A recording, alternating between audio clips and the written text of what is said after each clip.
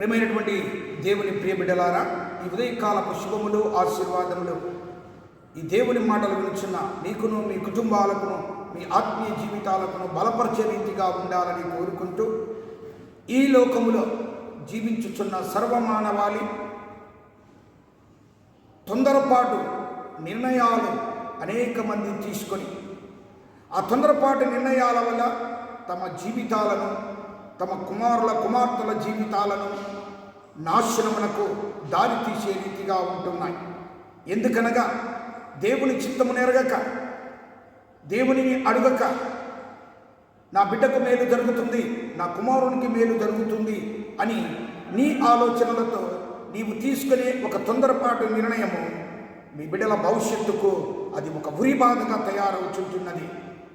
నీవు 99 ఒక మంచి నిర్ణయాలు తీసుకున్న ఒక్క నిర్ణయము సరైన రీతిగా లేనప్పుడు ఈ 99 నిర్ణయాలన్నీ కూడా బూడిదలో పోసిన పన్నీరులాగా అవుతూ ఆ ఒక్క నిర్ణయమే నీకును, నీ కుటుంబానికి, నీ పిల్లలకును అది ఒక నాశనానికి, వినాశనానికి దారి తీసే రీతిగా ఉంటుంది. పరిశుద్ధ లేఖన భాగములో 2వ సమూయేలు గ్రంథం 2వ అధ్యాయం 1 నుండి 4 వచనాలలో చూస్తే దావీదు మహారాజును మనం చూస్తాం. అప్పటికి సౌలు రాజు మరణించి ఉంటాడు, సౌలు రాజు చనిపోయాడు, రాజు మరి దావీదే.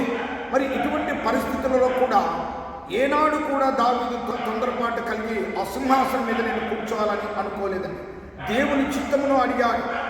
దేవుని చిత్తానికి వదిలిపెట్టాడు. అడుగుతుంటున్నాను, దేవా నేను యూదాకు వెళ్ళాలి, మరి నేను వెళ్ళవచ్చునా అని దేవుని అడిగాడు. మరి యూదావాడైనటువంటి దావీదు తన సొంత ఊరిని వెళ్ళడానికే దేవుని అనుమతి అడుగుచున్నాడు, దేవుని చిత్తాన్ని అడుగుచున్నాడు. మరి దేవుడేమో పొమ్మన్నాడు, వెళ్ళు అన్నాడు. మళ్ళీ అడుగుచున్నాడు, నేను ఎక్కడికి వెళ్ళాలంటే హెబ్రోనుకు వెళ్ళన్నాడు. దావీదు వెళ్ళాడు హెబ్రోనుకు తన భార్యలతో కలిసి. అక్కడున్న యూదావారు రాజును, ఆ దావీదును రాజుగా అభిషేకం చేసుకున్నాడు. 7.5 సంవత్సరములు వారిని పరిపాలించాడు. దేవుని చిత్తమును అడిగి బయలుదేరి వెళ్ళి 7.5 సంవత్సరములు ఒక యూదా ప్రజలకు మాత్రమే రాజుగా ఉన్నాడు. దరిదాపుల 7.5 సంవత్సరము గడిచిన తర్వాత ఏ రోజు కూడా దావీదు రాజు తన యొక్క రాజునే అని ఒక అధికారాన్ని ఉపయోగించి తొందరపాటు నిర్ణయించకుండా మిగతా 12 గోత్రాల వారికి ఇబ్బంది కలిగించలేదు. 12 గోత్రాల వారితో నేనే రాజును, సౌలు రాజు వెళ్ళిపోయాడు, గొలియాతును పోరాడి చంపినది నేనే అని కూడా ఆయన తొందరపాటు పడలేదు.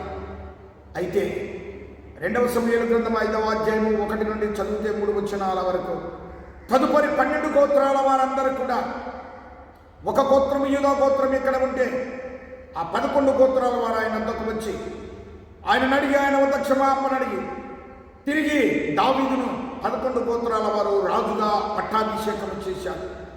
దీనంతటికీ కారణం ఏంటంటే దావీదు తీసుకునే నిర్ణయాలు. ఆయన తొందరపాటు లేకుండా ప్రభు చిత్తమునకు వదిలేస్తూ ప్రభువుని అడిగి ప్రతి నిర్ణయాన్ని తీసుకునేటువంటి గొప్ప రాజు. పరిశుద్ధ లేఖన భాగములో సామెతల గ్రంథాన్ని మనం గమనించగలిగితే 12వ అధ్యాయం 2వ వచనములో ఎవరైతే తొందరపాటు పడి ఒక నిర్ణయం తీసుకుంటారో వారు వారి జీవితాలలో తప్పిపోతాడు అనేటువంటి మాటను మనం చూడగలుగుతున్నాం. మోషే భక్తిని మనం చూస్తాం. మోషే భక్తుడు ఒక హెబ్రీయుడు, ఒక ఐగుప్తీయుడు గొడవ పడే సమయంలో ఈయన హెబ్రీయుడు కనుక మోసే, ఐగుప్తుడు మా హెబ్రీయుడి మీదికి వస్తాడా అని చెప్పి అతన్ని కొట్టి చంపి ఒక ఇసుకలో కూర్చాడు. మరుసటి రోజు ఇద్దరు హెబ్రీయులే గొడవ పడుతుంటే ఎందుకయ్యా అంటే వారు అన్నారు, ఏమి ఐగుప్తుని చంపినట్లు మమ్మల్ని చంపుతావా అన్నాడు. అది తెలిసిందని చెప్పి రాజు తనను హాపుతాడని చెప్పి 40 సంవత్సరములు కనిపించకుండా ఆ అరణ్యములో బ్రతకవలసిన పరిస్థితి మోషేకు ఏర్పడింది. ప్రియ దేవుని బిడ్డలారా, మనం తీసుకునే ఒక నిర్ణయము సరి అయినదిగా ఉండాలి. అది నీకు కానీ, నాకు కానీ, మన కుటుంబానికి కానీ, మన బిడ్డల భవిష్యత్తుకు కానీ మేలుకరముగా ఉండాలి. అలాంటి నిర్ణయం మనం తీసుకున్నప్పుడు, అలాంటి ఆలోచనలు మనలో లేనప్పుడు తరువాత జరిగే పరిస్థితులు, పరిణామాలు చాలా విపరీతంగా ఉంటాయి. విపత్కర పరిమాణాలు ఎదురవుతాయి. మనం కన్నీరు కార్చవలసి వచ్చింది, ఏడవలసి వస్తుంది. మరి నిన్నటి దినమే పీలేరు గ్రామం నుండి, చిత్తూరు డిస్టిక్ నుండి ఒక కుటుంబం వచ్చారండి నా వద్దకు. వారు వచ్చి వారి పిల్లలను బట్టి ఏడుస్తూ చెప్పారు, అయ్యా నా బిడ్డలను నేను బావుగా పెంచుకున్నాను, మంచిగా చదివించుకున్నాను. మేము ప్రార్థన చేస్తూ దేవుని అడిగేవారమే. మరి నా బిడ్డ పెళ్లి విషయంలో తొందరపాటు నిర్ణయం గుండా నా బిడ్డ భవిష్యత్తు బుగ్గిపాలైపోయినది. నా బిడ్డను అల్లుడు వదిలేశాడు. 5 నెలలకే విడాకులు కావాలి అని అంటున్నాడని ఆయన వేదనతో బాధతో ఈ మాట చెప్పిన సమయంలో ఈ వాక్యం నాకు జ్ఞాపకం వచ్చింది. అనగా మన బిడ్డలు బాగుపడతాడని, మన బిడ్డల భవిష్యత్తు చక్కగా ఉంటుందని ఏది ఆలోచించకుండా, దేవుని చిత్తమును అడగకుండా, దేవుని ప్రార్థించకుండా మనము తీసుకునే నిర్ణయాలు మన బిడ్డల భవిష్యత్తును నాశనాన్ని చేస్తూ ఉంటున్నాయి. మన బిడ్డల జీవితాలను మరణానికి దారి తీపిస్తుంటున్నాయి. మన బిడ్డలను మనముగానే మన నిర్ణయాలతో వారి భవిష్యత్తును సరి అయిన రీతిలో లేకుండా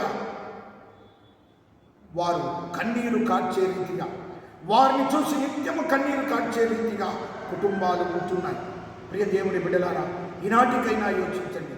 దావీదు గొప్ప రాజై ఉండి కూడా అనేక మార్లు దేవుని చిత్తాన్ని అడిగిన రీతిగా చివరికి తన సొంత ఊరికి వెళ్ళాలన్న దేవుని చిత్తాన్ని అడిగాడు. ఎక్కడికి వెళ్ళాలని అడిగాడు.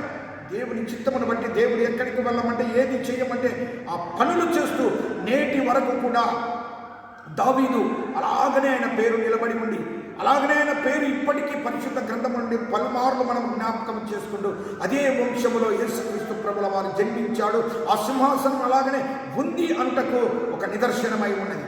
అందుకే మొదటి యోహాను పత్రికలో మనం చూడగలిగితే, ఆ మొదటి యోహాను పత్రిక 2వ అధ్యాయము 17వ వచనంలో చూడగలిగితే, దేవుని చిత్తమును నెరవేర్చువాడు నిరంతరము నిలుచును అనేటువంటి మాటను మనం చూస్తాం. అనగా దేవుని చిత్తానికి, దేవుని యొక్క మనం విచారణ చేసి ఆయన చెప్పిన రీతిగా మన నిర్ణయాలు ఉన్నప్పుడు అటువంటి వ్యక్తులు నిరంతరము నిలుస్తారు.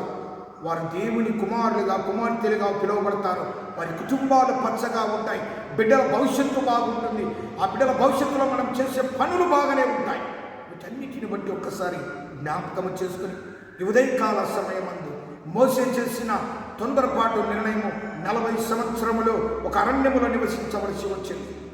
దావీదు చేసినటువంటి ఒక విన్నపం లేక దేవుని యొక్క చిత్తమును అడిగి మరి తొందరపడకుండా తీసుకునే నిర్ణయము దావీదును ఒక రాజును చేసి సింహాసనాన్ని దావీదుకు అప్పగించింది. మరి మనము తీసుకునే నిర్ణయాలు తొందరపాటు నిర్ణయాలు. నా బిడ్డకు ఉద్యోగం వస్తుంది, పలాని వాళ్ళు ఇస్తానన్నానని తొందరపడి వేలకు వేలు, లక్షలు లక్షలు పెట్టి అక్కడ డబ్బులు కడతాం. చివరికి ఆ ఉద్యోగం రాని సమయంలో చేసిన అప్పు తీరలేక, ఏమీ తోచక గొడవలు, కుటుంబంలో నెమ్మది లేకుండా మరణించవలసిన పరిస్థితులు ఉన్నాయి.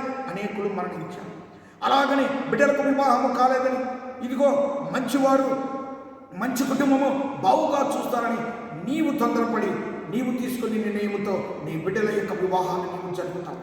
తదుపరి ఆ కుటుంబాలు బాగులేని సమయమున, బిడ్డ జీవితం సరిగా లేని సమయమున ఎటుతో యోచించలేని నీవు కృంగిపోయి కుమిలిపోయి, ఇదిగో నీవు కృంగి కుమిలిపోవడమే కాదు, నేను కృంగి కుమిలిపోవడమే కాదు, మన బిడ్డలను కృంగి కుమిలిపోయి చివరికి వారు మరణించేదానికి కూడా మన తొందరపాటి నిర్ణయాలు మరి ఆ దారికి తీస్తున్నాయి. ప్రియ దేవుని బిడ్డలారా, ఈనాటికైనా తొందరపాటును వదిలిపెట్టు, దుడుకుపాటును వదిలిపెట్టు, కోపావేశాలను వదిలిపెట్టు. తీసుకునే నిర్ణయం దేవుని వద్ద విన్నవించు, దేవుని అడుగు, ఆయన చిత్తానికి వదులు.